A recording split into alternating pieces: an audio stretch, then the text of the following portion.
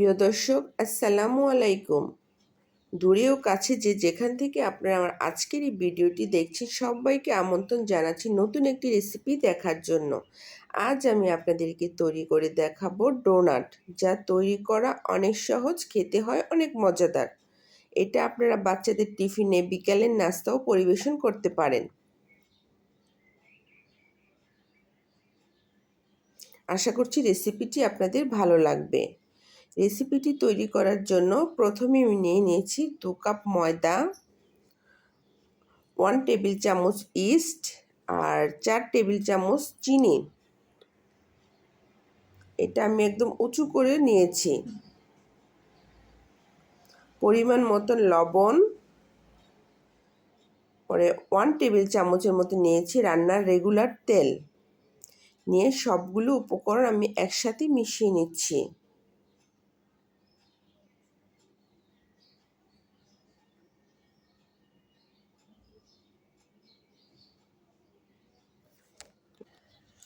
মেশানো হয়ে গেলে এ পর্যায়ে দিয়ে দিচ্ছি ডিম। একটা ডিম আমি ভালো করে ফেটে নিয়েছি। নিয়ে এটাও ভালো করে মিশিয়ে নিতে হবে।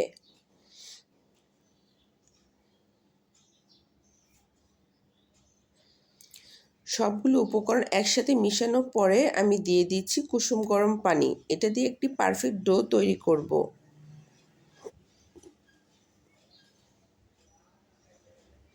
এই তো সুন্দর একটি ডো তৈরি হয়ে গিয়েছে।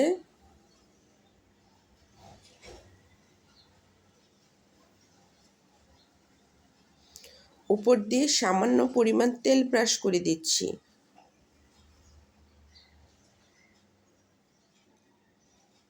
দিয়ে এটাকে কিছুক্ষণ আমি রেস্টে রাখবো। বেশ অনেকক্ষণ রেস্টে রাখার পর আমি এটাকে আরও ভালো করে মুথে নিচ্ছি। তারপর আমি লেচি কেটে নিচ্ছি।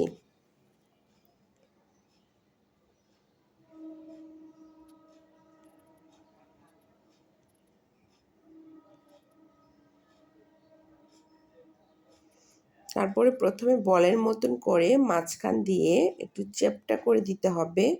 পরে আপনার বোতলের মুখ দিয়ে একটু ভিতরে একটা প্রেসার দিবেন।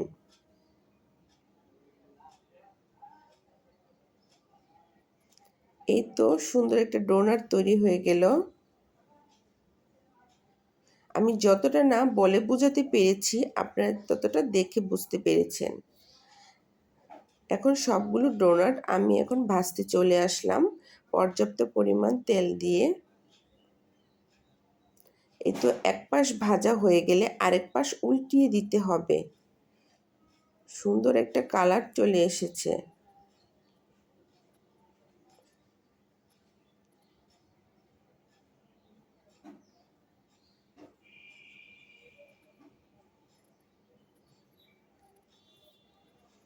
এই তো ডিম আর ময়দা দিয়ে সামান্য উপকরণ দিয়ে খুব মজার একটি ডোনাট তৈরি হয়ে গেল। আপনারা অবশ্যই ট্রাই করবেন। ট্রাই করলে কমেন্ট বক্সে আমাকে কমেন্ট করে জানাবেন।